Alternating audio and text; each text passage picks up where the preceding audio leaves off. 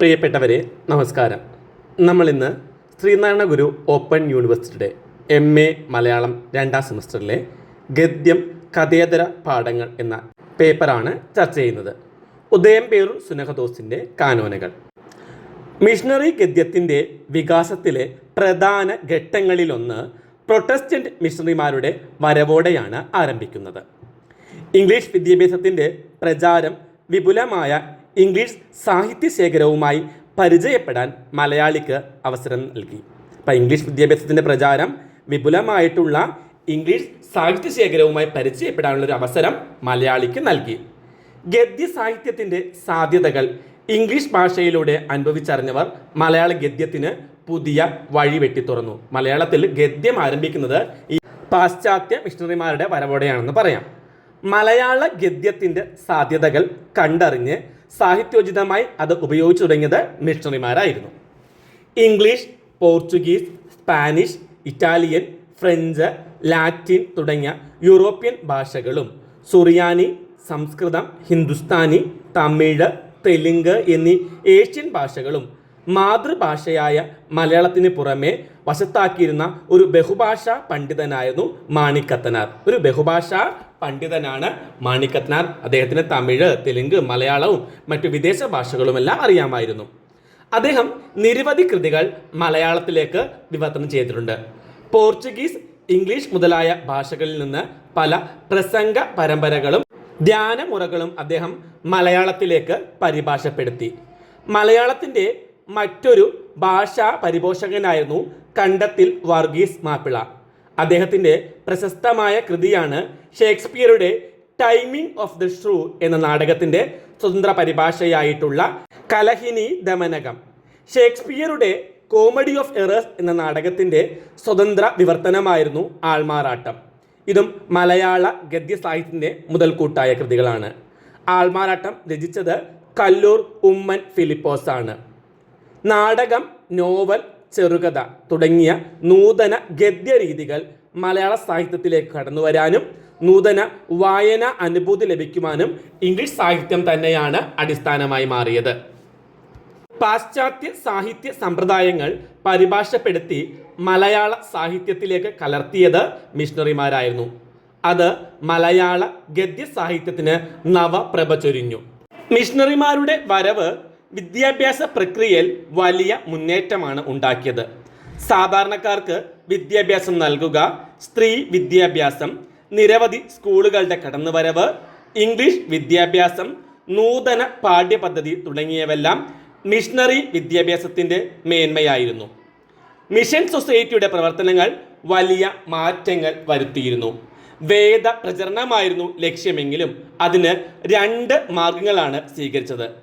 English ഭാഷ നാട്ടിൽ നടപ്പാക്കുക, വേദപുസ്തകം മലയാള ഭാഷയിലേക്ക് തർജ്ജമ ചെയ്ത് പ്രസിദ്ധീകരിക്കുക. അതിനുവേണ്ടി 2 കാര്യങ്ങളാണ് അവർ ചെയ്തത്. ഒന്ന്, ഇംഗ്ലീഷ് ഭാഷ നാട്ടിൽ നടപ്പിലാക്കി. മറ്റൊന്ന്, വേദപുസ്തകം മലയാളത്തിലേക്ക് തർജ്ജമ ചെയ്തു. ഈ പ്രവർത്തനങ്ങൾ ഭാഷയ്ക്കും സാഹിത്യത്തിനും ഒരു പുതുജീവൻ കൊടുത്തു. മിഷണറിമാരുടെ ആദ്യകാല സാഹിത്യ രചനകൾ മതപരിവർത്തനത്തിനും വിനോദത്തിനും മാത്രമുള്ളതായിരുന്നു. സാരോപദേശങ്ങൾ നിറഞ്ഞ മതപരമായ കൃതികളായിരുന്നു പലതും. തിരുവിതാംകൂറിൽ പാഠപുസ്തക സമിതി രൂപം കൊള്ളുന്നതിന് 10 വർഷം മുമ്പ് കോട്ടയത്ത് നിന്ന് പ്രസിദ്ധീകരിച്ചിരുന്ന വൈജ്ഞാനിക ഗ്രന്ഥമായിരുന്നു വിദ്യാമൂലങ്ങൾ. 75 പേജുള്ള ഈ ഗ്രന്ഥത്തിൽ അഗ്നിപർവ്വതങ്ങൾ, ഇടുത്തി, കടൽ സിംഹം, കാറ്റ്, കുഴൽ കണ്ണാടികൾ, ചുഴലിക്കാറ്റ്, തെർമോമീറ്റർ തുടങ്ങിയവയെല്ലാം പ്രതിപാദിക്കുന്നുണ്ട്. കോട്ടയത്ത് നിന്നിറങ്ങിയ ഒരു വൈജ്ഞാനിക ഗ്രന്ഥമായിരുന്നു വിദ്യാമൂലങ്ങൾ എന്നത്. മറ്റൊരു പ്രധാനപ്പെട്ട കൃതിയാണ് മൃഗചരിതം. റെവറൻഡ് ജെ ബൈറ്റ്ലർ ആണ് ഈ കൃതി എഴുതിയത്. CMS പ്രസിലാണ് ഈ ജന്തുശാസ്ത്ര ഗ്രന്ഥം അച്ചടിച്ചത്. ഒരു ജനതയുടെ ആധുനീകരണത്തിൽ ശാസ്ത്രത്തിനുള്ള പങ്ക് വളരെ വലുതാണ്. അതിന് സമാനമാണ് ഒരു ഭാഷയുടെ ആധുനീകരണത്തിൽ വൈജ്ഞാനിക ഗദ്യത്തിനുള്ള പങ്ക്. ഭാരതീയ വിജ്ഞാനങ്ങൾ കൈകാര്യം ചെയ്യുന്ന കൃതികൾ പണ്ട് മുതലേ കേരളത്തിലുണ്ടായിരുന്നുവെങ്കിലും അവയെല്ലാം സംസ്കൃതത്തിലാണ് എഴുതിയിട്ടുള്ളത്. മലയാളത്തിൽ നവീന വൈജ്ഞാനിക ഗദ്യത്തിൻ്റെ പ്രോദ്ഘാടകൻ എന്ന ബഹുമതി മിഷണറിമാർക്ക് നൽകുന്നതിൽ തെറ്റില്ല. പത്രമാസികകളുടെ രംഗപ്രവേശനം വിജ്ഞാന ചർച്ചകൾക്ക് അവസരം നൽകി. ശാസ്ത്രം, ആരോഗ്യം, വിദ്യാഭ്യാസം, ആകാശ വിവരങ്ങൾ, അന്തർദേശീയ സംഭവങ്ങൾ തുടങ്ങിയ പല കാര്യങ്ങളെക്കുറിച്ചുമുള്ള ലഘുക്കുറിപ്പുകൾ മാസികകളിലൂടെ ജനങ്ങളിലേക്ക് എത്തി.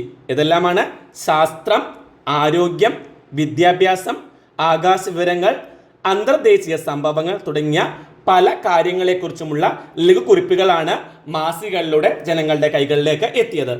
ഇത് ജനങ്ങളുടെ ഇടയിൽ നൂതന വിജ്ഞാനങ്ങൾ പകർന്നു നൽകുകയുണ്ടായി.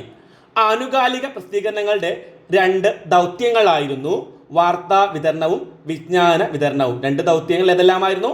വാർത്താ വിതരണവും വിജ്ഞാന വിതരണവും. വായനക്കാരൻ കാലികമായി അറിഞ്ഞിരിക്കേണ്ട വാർത്തയും വിവരവുമെല്ലാം വർത്തമാനത്തിൻ്റെ പരിധിയിലാണ് വരുന്നത്. അതുകൊണ്ട് തന്നെ ആനുകാലിക പ്രസിദ്ധീകരണങ്ങളിലെ മുഖ്യ വിഭാഗമായ വർത്തമാന പത്രങ്ങളുടെ സീമയും ഇതെല്ലാം ഉൾപ്പെടും. തലശ്ശേരി പത്രങ്ങളിൽ ആദ്യത്തേത് ദൈവരാജ്യ സമാചാരത്തിലാണ് ശ്രദ്ധിച്ചതെങ്കിൽ രണ്ടാമത്തേത് വിജ്ഞാന വിതരണത്തിനാണ് ഊന്നൽ കൊടുത്തത്. ആദ്യത്തേത് ദൈവരാജ്യ സമാചാരമാണെങ്കിൽ രണ്ടാമതവർ ചെയ്തത് വിജ്ഞാന വിതരണത്തിനാണ് പ്രധാന പങ്കുവഹിക്കേണ്ടായത്. പശ്ചിമോദയത്തിന്റെ ലക്ഷ്യം പാശ്ചാത്യ ശാസ്ത്രവിജ്ഞാനത്തിന് വെളിച്ചം പരത്തുക എന്നായിരുന്നു. അപ്പൊ പാശ്ചാത്യ ശാസ്ത്രവിജ്ഞാനത്തിന്റെ വെളിച്ചം പരത്താൻ വേണ്ടിയാണ് പശ്ചിമോദയം എന്ന പത്രം തുടങ്ങിയത്. ആധുനിക വിജ്ഞാന വിനിമയത്തിനുതകുന്ന ഭാഷാരൂപം ഗദ്യമാണെന്ന് പശ്ചിമോദയം പ്രസ്താവിക്കുകയുണ്ടായി. 1599 ജൂൺ 20 മുതൽ 26 വരെ ഉദയംപേരൂർ മാർത്താമറിയം പള്ളിയിൽ വെച്ച് 153 വൈദികരുടെയും 660 അൽമായ പ്രതിനിധികളുടെയും സാന്നിധ്യത്തിൽ നടത്തപ്പെട്ട സുനഹദോസ് എടുത്ത തീരുമാനങ്ങളാണ് ഉദയംപേരൂർ സുനഹദോസ് കാനോനകൾ എന്ന് അറിയപ്പെടുന്നത്. 1599 ഉദയംപേരൂർ സുനഹദോസ് നടന്നത്. ഗോവ ആർച്ച് ബിഷപ്പ് ഡോം അലക്സിസ് മെനസിസ് ആയിരുന്നു ഈ സമ്മേളനത്തിന്റെ സംഘാടകൻ. കേരളത്തിലെ മാർത്തോമ ക്രിസ്ത്യാനികളെ ശുദ്ധീകരിച്ചെടുക്കുന്നതായിരുന്നു അദ്ദേഹത്തിന്റെ ലക്ഷ്യം. കേരളത്തിലെ മാർത്തോമ ക്രിസ്ത്യാനികളെ ശുദ്ധീകരിച്ചെടുക്കുകയായിരുന്നു അദ്ദേഹത്തിന്റെ ലക്ഷ്യമെന്ന് പറയുന്നു. ആർച്ച് ബിഷപ്പ് മെനസിസിന്റെ കുറിപ്പുകളെ ആധാരമാക്കി അഗസ്റ്റിനിയൻ സന്യാസി സമൂഹാംഗമായ ആന്റണി ഗോവയെ 1606 പോർച്ചുഗീസ് ഭാഷയിൽ പ്രസിദ്ധീകരിച്ച ജോർനാദ എന്ന ഗ്രന്ഥത്തിൽ നിന്നാണ് സുനഹദോസിനെ കുറിച്ചുള്ള പ്രഥമ വിവരം ലഭിച്ചിട്ടുള്ളത്. പിന്നീട് യൂറോപ്യൻ ഭാഷയിലേക്ക് ജോർനാദ പരിഭാഷപ്പെടുത്തുകയാണ് ഉണ്ടായത്. സുനഹദോസ് ജൂൺ 20 ആരംഭിച്ച് 26 അവസാനിച്ചത്. 7 ദിവസങ്ങളിലായി 9 യോഗങ്ങൾ നടന്നു. രണ്ടാമത്തെ യോഗത്തിൽ എല്ലാവരും വിശ്വാസ സത്യം ചെയ്ത്, മൂന്നാം യോഗത്തിലാകട്ടെ നിയമങ്ങൾ വിശ്വാസത്തെ സംബന്ധിക്കുന്നവയാണ്.